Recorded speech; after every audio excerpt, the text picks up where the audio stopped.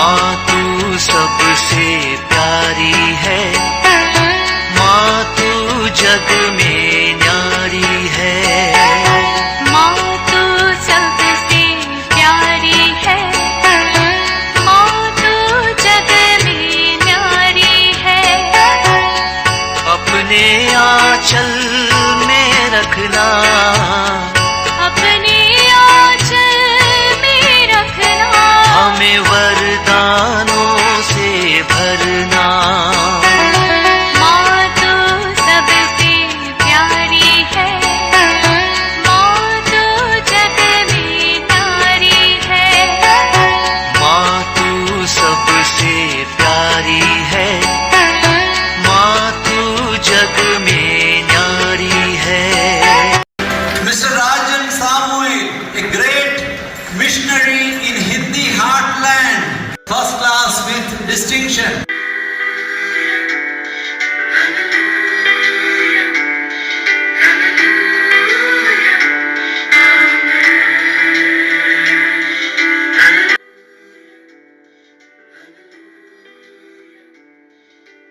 पिता, पुत्र और पवित्र आत्मा के नाम पर आमीन। आप सबों को जय यीशु। आज मेरे पास एक और सवाल आया है।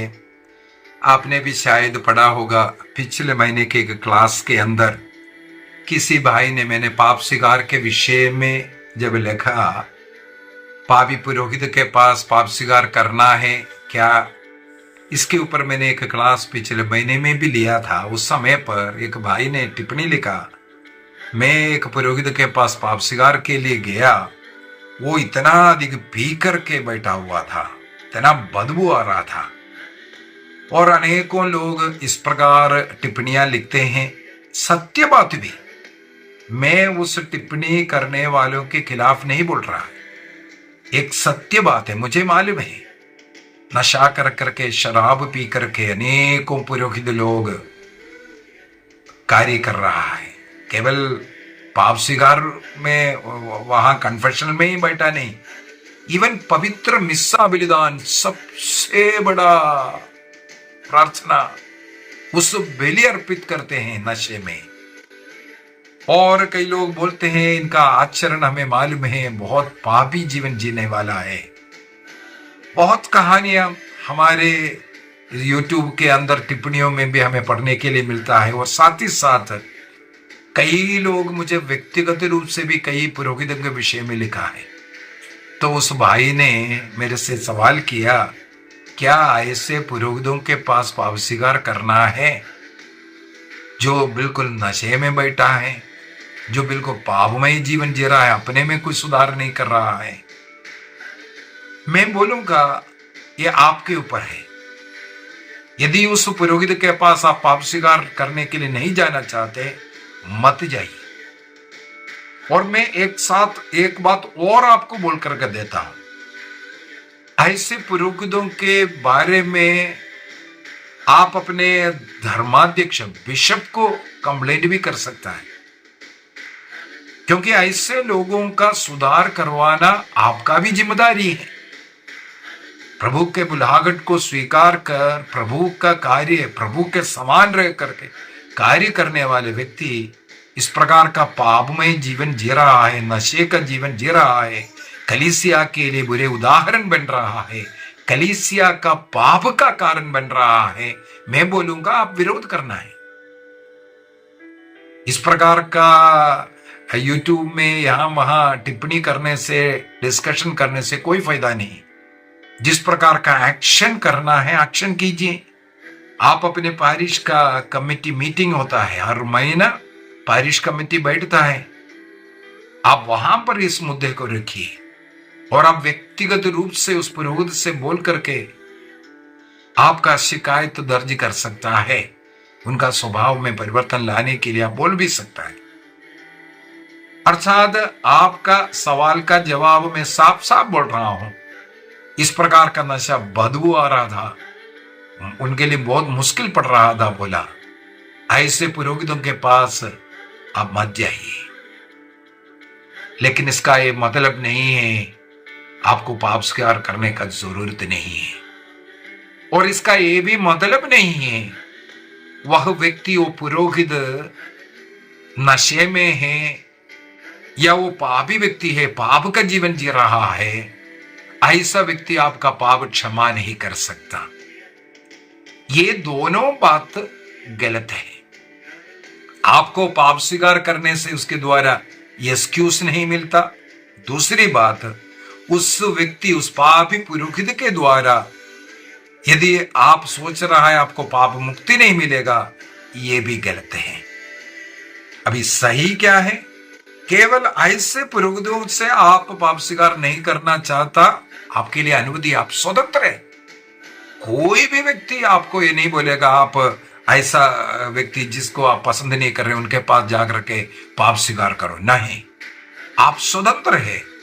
आप अपने लिए एक अच्छा पुरोहित जो आपका मन का लगता है ऐसे एक पुरोहित को चुन लीजिए, आप उसी के पास हर बार जाइए। मैं बोलूंगा अपने लिए एक इस प्रकार के एक पुरोहित को हमेशा के लिए पकड़ कर रखो अपने धर्म प्रांत का। जहां कहीं भी वो ट्रांसफर भी जा रहे वहां जाकर के आप पाप स्वीकार कीजिए। लेकिन आपको याद करना है, कम से कम महीने में एक बार तो आपको पाप स्वीकार करना है। आप कितना भी अच्छा जीवन जी रहा है, मैं कम से कम 2 बार तो पाप स्वीकार करने का प्रयत्न करता हूं, कम से कम 2 बार महीने में करने के लिए मैं आपसे अनुरोध करता हूं। आप कम से कम 1 बार तो पाप स्वीकार करना आपके लिए जरूरी है, अन्यथा आप प्रभु का शरीर रक्त को ग्रहण नहीं कर सकते। अभी आपके मन में जो खटकने वाले कुछ जो बात है, मैंने पिछले महीने में भी इसका उत्तर दिया, फिर से जब सवाल आया है मैं उत्तर देता रहूंगा। जब तक आपके मन में ये विचार नहीं बैठेंगे पापी पुरोहित क्या पाप क्षमा कर सकता है, वो स्वयं हम जो पाप किए उससे बढ़ करके पाप कर करके बैठा है, ऐसा व्यक्ति हमारे पापों को क्षमा दे सकता है? सबसे पहला उत्तर जी हां, उस पुरोहित हमारा पाप क्षमा कर सकता है। और वो जो पाप क्षमा कर रहा है वो वैध भी है, चाहे वो कितना भी बड़ा पापी क्यों ना हो, चाहे कितना भी नशे में क्यों ना हो। वो अगर कन्फेशन में बैठ करके हमारा पाप को क्षमा किया, वो वैध है, हम पाप से मुक्ति प्राप्त किया। और वो पाप क्षमा करने का उनको अधिकार है, जब तक पुरोहिताभिषेक के द्वारा, बिशप के द्वारा लिखित में देता है, अधिकार लिखित में देता है। और ज्यादा कंप्लेंट वगैरह पहुंच रहा है वो विड्रॉ भी कर सकता है, मना भी कर सकता है पुरोहित। फिर इसके बाद पाप स्वीकार नहीं सुन सकता है। अभी क्रिस्त के द्वारा दी हुई एक क्या बोल सकता है, एक अधिकार है। योहन का सुसमाचार दिया है 20 वाक्य 23 में, डायरेक्ट वहां 21 से लेकर के पढ़ना 23 में आकर के साफ साफ बोल रहा है, तुम जिन लोगों के पाप क्षमा करोगे वे अपने पापों से मुक्त हो जाएंगे, और जिन लोगों के पाप क्षमा नहीं करोगे वे अपने पापों से बंधे रहेंगे। Clear cut. ईसा मसीह से प्रेरितों को मिला हुआ ये अधिकार हानले के द्वारा, ऑर्डिनेशन के द्वारा हमारे बिशपों को और बिशप के द्वारा पुरोहितों को मिला है। वो अधिकार में बैठ करके वो पाप क्षमा कर सकता है। ये किसी भी पुरोहित का या बिशप का पवित्रता के कारण नहीं मिल रहा है। ध्यान से सुनना ये बात। हम चाहे कितना भी संत पुरोहित को ढूंढो, संत पवित्र जीवन जी रहा है, उनके पास हम लोग पाप स्वीकार करते हैं, उनके द्वारा जो पाप क्षमा मिल रहा है उस पुरोहित की पवित्रता के कारण हम लोगों को पाप क्षमा नहीं मिलता। चाहे पुरोहित कितना भी बड़ा पापी क्यों ना हो, चाहे कितना भी बड़ा पवित्र जीवन जीने वाला क्यों ना हो, पाप क्षमा क्रिस्त के क्रूस मृत्यु के पुण्य फलों के द्वारा, अर्थात क्रिस्त के क्रूस मृत्यु हमें पाप क्षमा देता है और उसका वो फल एक पुरोहित के द्वारा हमें प्रदान कर रहा है। यूहन्ना का सुसमाचार 20 वाक्य 21 से लेकर के 23 तक वचन में मिल रहा है। क्रिस्त पुनर्जीवित प्रभु स्वर्ग जाने के पहले अपने क्रूस मृत्यु का वो फल, अर्थात पाप क्षमा का वो फल पुरोहित को देकर के स्वर्ग जा रहा है। पृथ्वी पर रहने वाले मनुष्य को ये अधिकार दिया। क्रिस्त ईश्वर मनुष्य बनकर के मनुष्यों का पापों का प्रायश्चित कर स्वर्ग जाने के पूर्व में वो अधिकार मनुष्य को देकर के गया। इसलिए संत पौलुस कुरिन्थियों को लिखते हुए दूसरा कुरिन्थी 2 कुरिन्थियंस अध्याय 5 वाक्य 18 में बोला है, इस मेल मिलाप संस्कार का अधिकार यीशु मसीह ने हम प्रेरितों को दिया है। प्रभु ने जिसे चुन करके जो अधिकार दिया है, वो अधिकार के साथ हमारा पाप क्षमा कर सकता है। मत्ती के सुसमाचार अध्याय 16 वाक्य 19-20 में स्वर्ग राज्य की कुंजी दे रहा है, जो कुछ इस पृथ्वी पर बांधेगा वो स्वर्ग में भी बांधने का। मत्ती का सुसमाचार अध्याय 18 वाक्य 18 में भी खोलने और बांधने का अधिकार प्रभु ने शिष्यों को दिया। संत पौलुस इसलिए कुरिन्थियों को लिख करके बताया है, ये अधिकार हम प्रेरितों को प्राप्त है। और वाक्य 20 में लिखा है, हम ईश्वर के अम्बासडर है, मानो ईश्वर हमारे द्वारा कुछ आपसे बोल रहा है। We are the ambassadors of Christ. पुरोहित लोग क्रिस्त का स्थानपति है, क्रिस्त के स्थान पर बैठ करके वो कार्य करता है, अर्थात इन पर्सना क्रिस्ती कहते हैं, इन पर्सना क्रिस्ती, क्रिस्त के स्थान पर बैठ करके कार्य करने वाला एक मीडिएटर मात्र है। वो क्रिस्त के क्रूस मृत्यु का फल को हम पापियों को प्रदान करने के लिए इस्तेमाल करता है। उदाहरण के लिए ईसा मसीह अपने शिष्यों को दो कर करके गांव गांव भेजा था। और पवित्र बाइबल में लूकस का सुसमाचार अध्याय 9 हो, मत्ती का सुसमाचार 9-10, यहां पर सब हम लोग पढ़ते हैं। ईसा मसीह इस प्रकार शिष्यों को भेजा। वे लोग गए, तेल लगा करके रोगियों को चंगा किया। अध्याय मार्कुस का सुसमाचार अध्याय 6 वाक्य 13 में पढ़ते हैं। इसका मतलब चंगाई का करवाने के लिए प्रभु ने भेजा, सुसमाचार का घोषणा करने के लिए, पापों को क्षमा करने के लिए, सब सिखाया वहां पर। इसका मतलब चंगाई करवाया, चमत्कार करवा रहा है, सुसमाचार की घोषणा करवाया शिष्यों को भेज करके। ये शिष्य लोग कौन थे? कौन शिष्य पवित्र जीवन जीने वाला था? लड़ाई झगड़ा करने वाला, अहंकार करने वाला, घमंड करने वाला, एक से बढ़कर के मैं हूं बोलने वाला, इवन वो चोर, बाइबल में लिखा हुआ चोरी करता था, वो यूदस को भी ईसा मसीह ने चमत्कार करने के लिए भेजा था।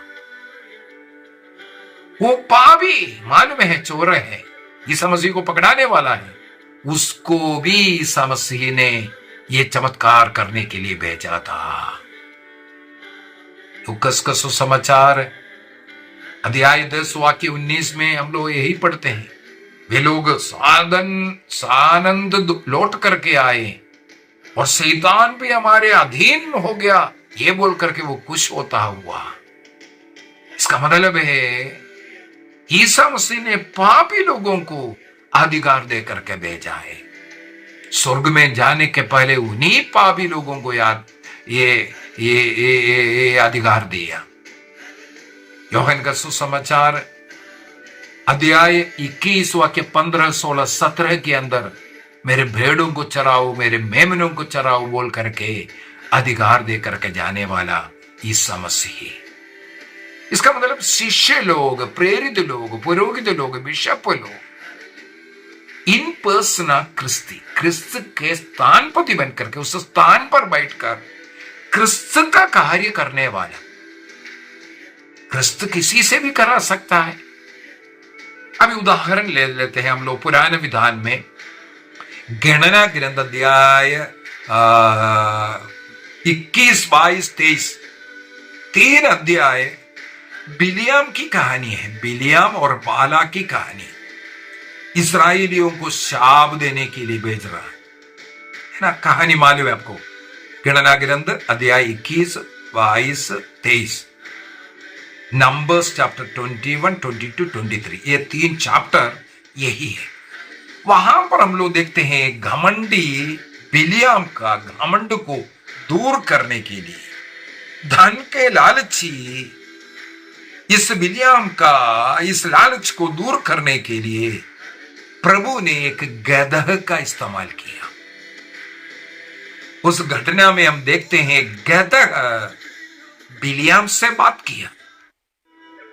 यदि ईश्वर एक गदह से काम कर सकता है, क्यों ना एक पापी पुरोहित से प्रभु का क्रूस मृत्यु का फल विश्वासियों में बांटने के लिए इस्तेमाल नहीं कर सकता।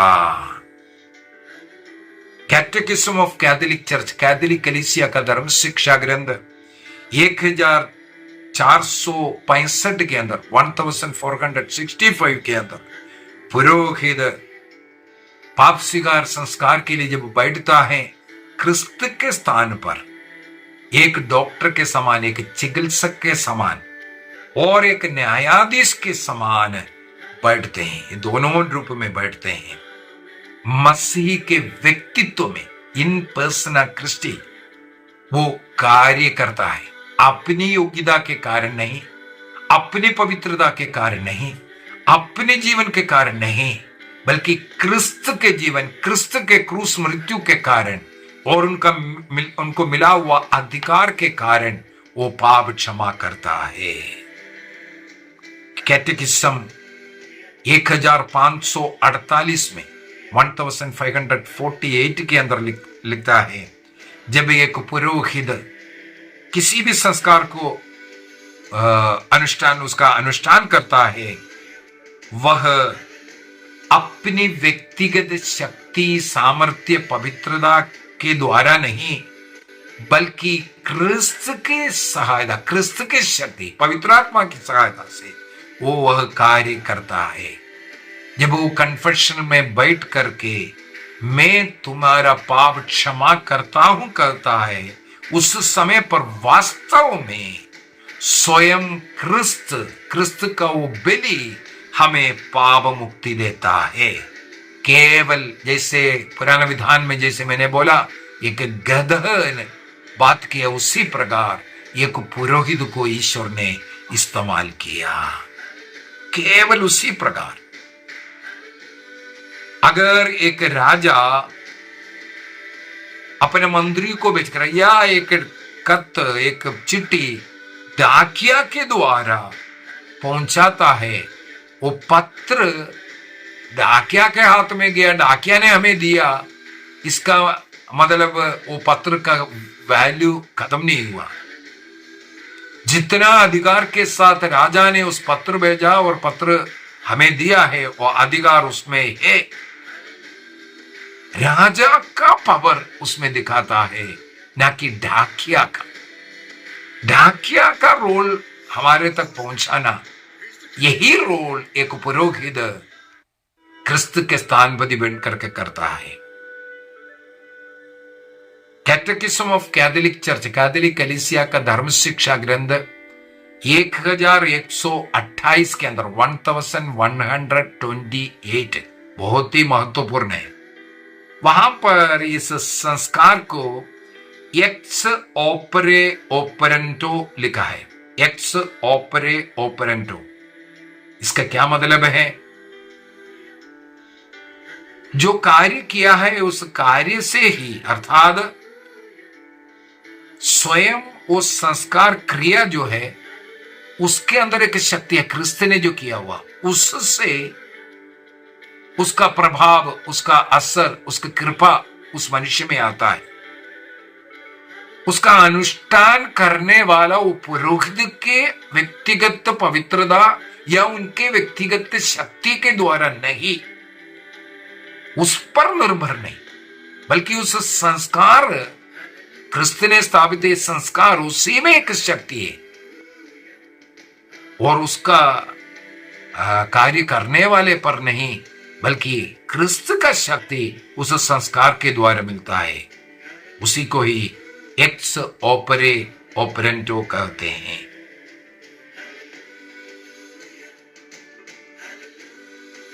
चौथी शताब्दी में डोनेटिस्ट पाषंडता चला था। यह डोनेटिस्ट पाषंडता क्या है? वे लोग इस प्रकार का एक प्रचार करना शुरू किया, पापी व्यक्ति अगर कोई भी संस्कार को करते हैं, चाहे उदाहरण पाप स्वीकार के लिए बैठते हैं, वो स्वयं पापी है, उसके द्वारा देने वाले वो संस्कार मान्यता नहीं है, क्योंकि वो पापी है। मतलब जो संस्कार देने वाला व्यक्ति पवित्र जीवन जीना चाहिए, क्रिस्त के समान होना चाहिए, तभी वो मान्यता है, तभी वो शक्ति, वो कृपा मिलता है। इस प्रकार का पाषंडता का नाम ही है डोनेटिस्ट पाषंडता। आज जितने भी लोग पापी पुरोहित है, इसलिए पाप क्षमा नहीं मिलता, इसलिए उनके पास जाना सही नहीं है, ये जो सोच रहा है, इसी पाषंडता को अपने जीवन में लेके आ रहा है। संत अगस्टिन इसलिए इस प्रकार के इस पाषंडता का अपने किताबों में बहुत खंडन किया था।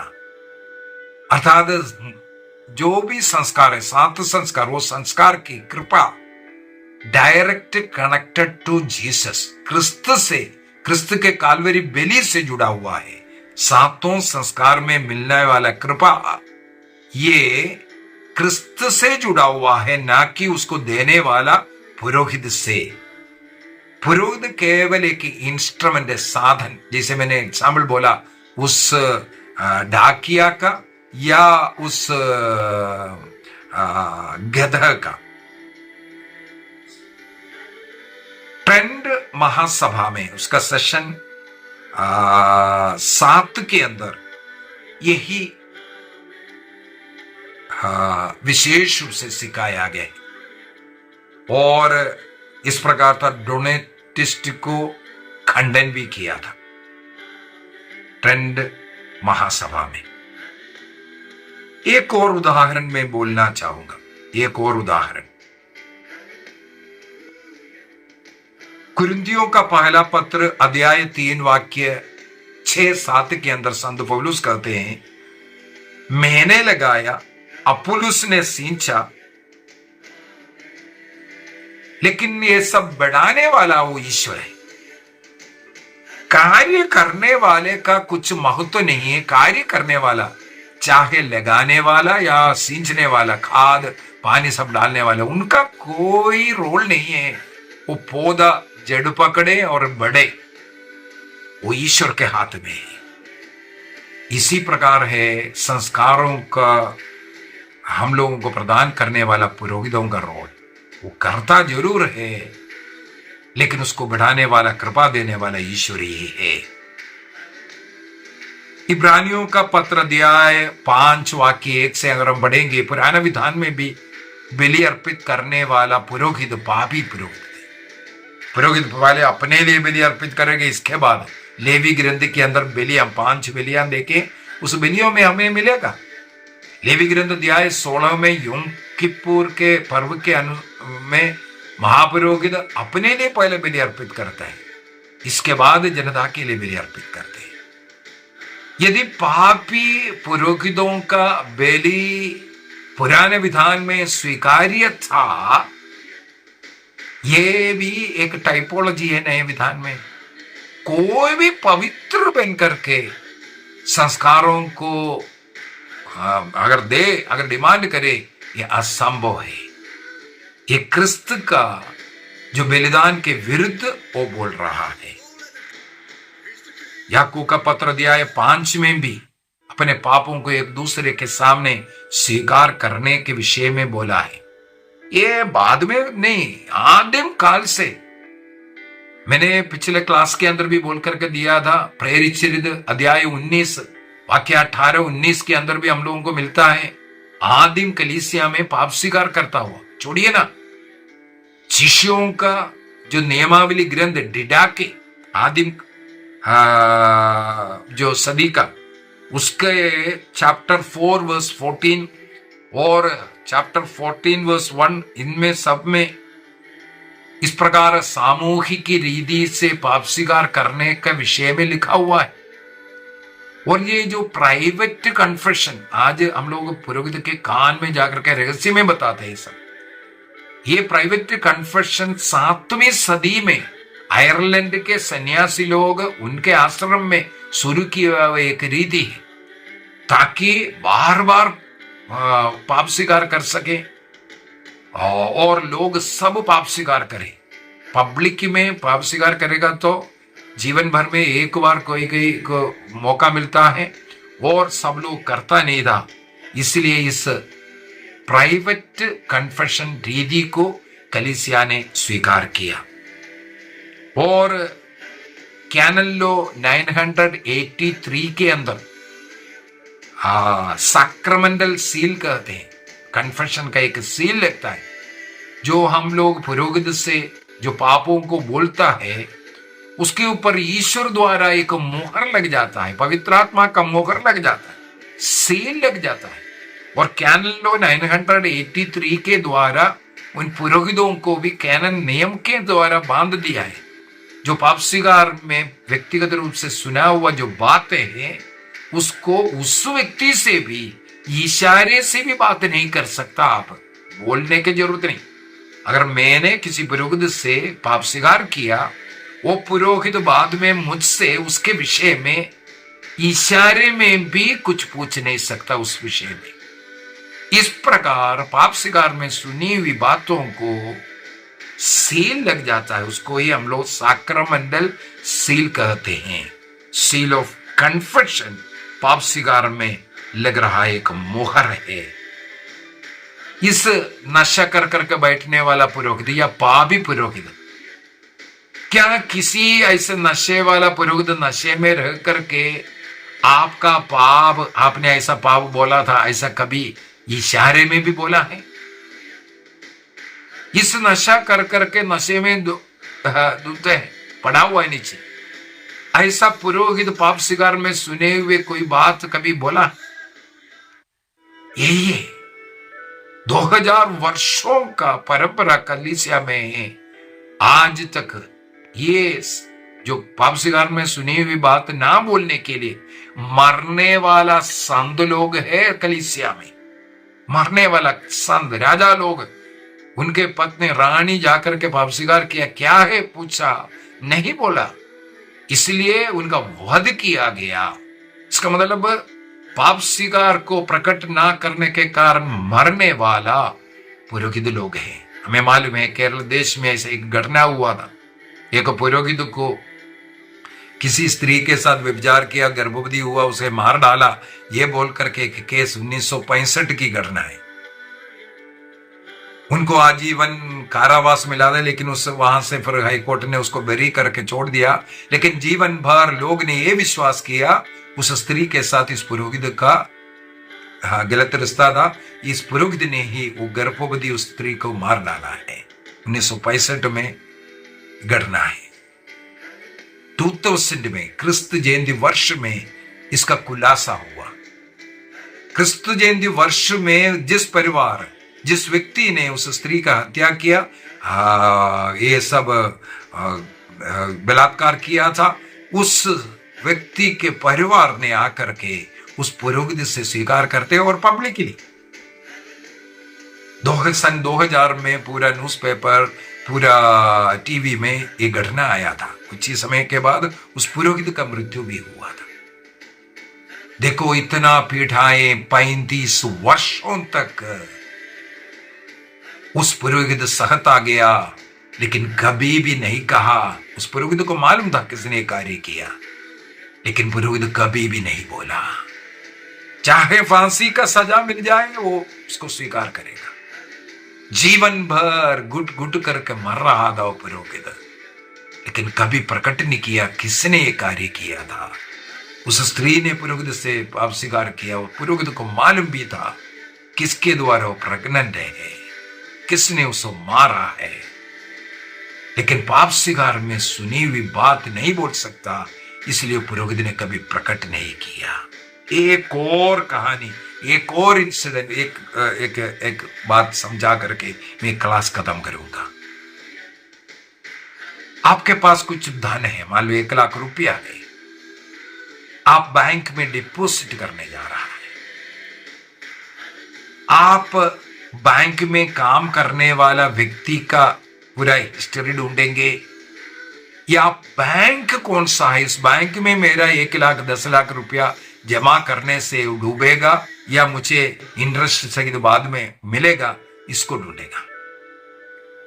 वहां पर कार्यरत क्लर्क या ऑफिशियल कैसा है, इसको आज तक मेरे विचार में कोई भी पैसा जमा करने के पहले उसके विषय में कभी भी नहीं देखते, बल्कि मैं कौन सी बैंक में डिपॉजिट करूंगा, कौन सी बैंक में मेरे पैसा सुरक्षित रहेगा, उस बैंक पर आप भरोसा करते हुए आप उस बैंक का क्लर्क के पास पैसा देता है।